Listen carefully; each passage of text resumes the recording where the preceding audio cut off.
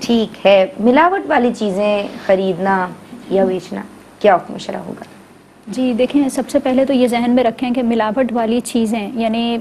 ہمارے تو چاروں سمت ہمیں یہی ماحول نظر آتا ہے، تو اگر ہم کیا کریں؟ بعض چیزیں ایسی ہوتی ہیں جن میں حرام چیزوں کی ملاوٹ ہوتی ہے، ٹھیک، اگر ایسا مسئلہ ہے کہ کسی حرام چیز کی ملاوٹ شامل ہو جائے، اس کا بیچنا بھی ناجائز، اس کا خریدنا بھی ناجائز، اس کا استعمال کرنا بھی ناجائز۔ ٹھیک ہے، بیچنے والے نے اگر یہ وضاحت نہیں کی ہے کہ اس میں حرام چیز ملی ہوئی ہے تو پھر جو لوگ استعمال کریں گے ان کے استعمال کرنے کا گناہ بھی بیچنے والے کو ہوگا۔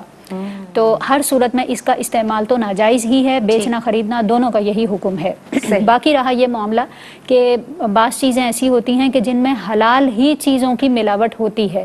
تو اگر بالفرض بیچنے والے نے بتا دیا ہے یا عرف ایسا ہے کہ آپ کو پتہ ہی ہوتا ہے کہ اس میں ملاوٹ ہوتی ہی ہے اور ملاوٹ سے پاک آپ کو چیزیں اپنے ارد گرد نظر نہیں آتی، دونوں صورتوں میں حکم یہی ہے کہ یہ دھوکہ تو نہیں ہے، یعنی سامنے والے کو بھی پتہ ہے کہ اس میں ملاوٹ ہے اور آپ کو بھی پتہ ہے کہ یہ ملاوٹ اس میں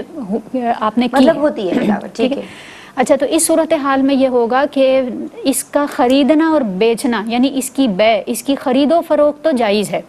لیکن دوسرے پہلو پر بھی گفتگو کرنی چاہیے، اور وہ یہ ہے کہ اگر آپ نے اس میں حلال چیز ملائی ہے تو یہ بھی ضروری ہے کہ وہ مضر صحت نہ ہو۔ اچھا، کیونکہ اگر آپ مضر صحت چیز کھلا رہے ہیں دوسروں کو تو پھر اب اس پہلو سے بھی غور کیجئے کہ ایک مسلمان وہی چیز دوسرے کے لیے پسند اس کو چاہیے کہ وہ وہی چیز پسند کرے جو اپنے لیے پسند کرتا ہے۔ بعض اوقات ایسا ہوتا ہے ہمارا اپنا ریسٹورنٹ ہے، ہماری اپنی شاپ ہے، ہم خود اس کی پروڈکٹ استعمال نہیں کرتے، اس کی چیزیں استعمال نہیں کرتے ہیں کیونکہ ہمیں پتہ ہوتا ہے کہ اس میں مضر صحت چیزیں ملی ہوئی ہیں، لیکن دوسروں کو کھلا دیتے ہیں۔ تو یہاں پر ہمیں ایک جو مسلمان کا مسلمان پر حق ہے اس کو بھی یاد رکھنا چاہیے۔ ایسی کمائی ناجائز ہوگی؟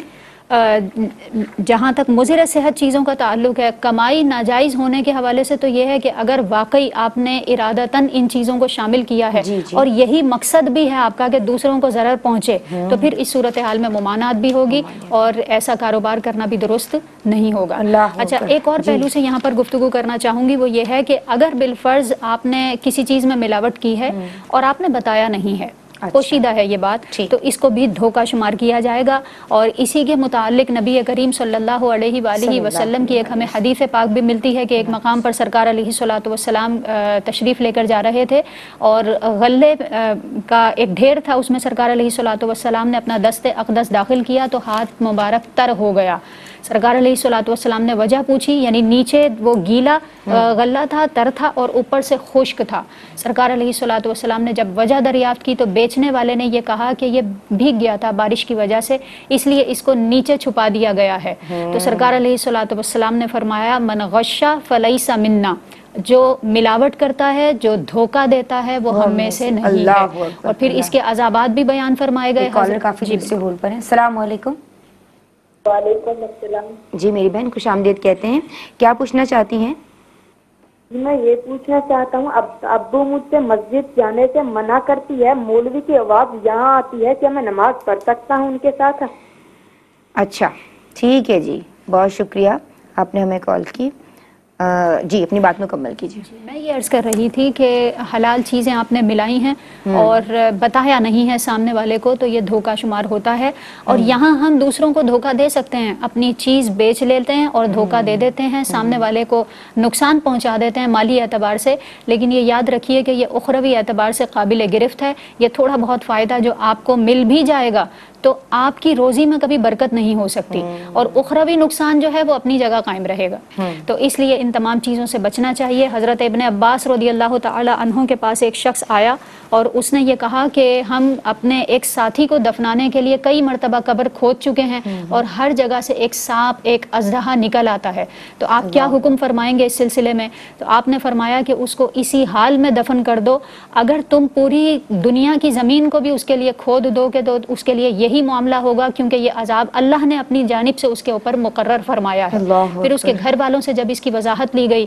تو انہوں نے یہ کہا کہ یہ چیزوں میں جو اپنی چیزیں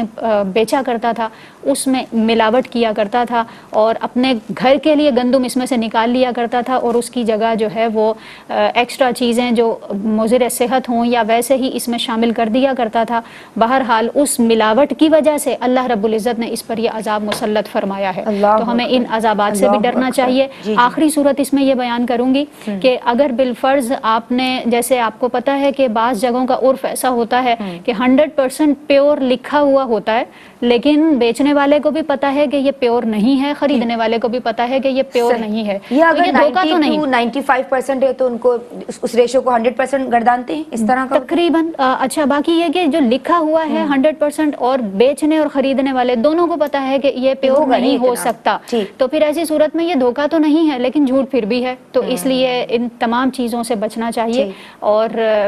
جو اللہ رب العزت نے اصول بیان فرمائے ہیں ان کے مطابق ہی چلنا چاہیے کہ ہم کسی مسلمان کو جس طرح اپنے لیے دھوکہ پسند نہیں کرتے اسی طرح دوسرے کو بھی دھوکہ نہ دیں۔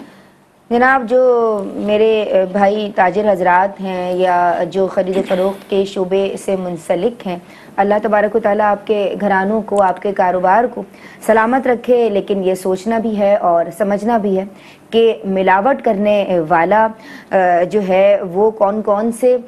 وعیدیں بتائی گئی ہیں ان عذابات کا مستحق ہو سکتا ہے اگر وہ ان باتوں کا خیال نہیں کرے گا۔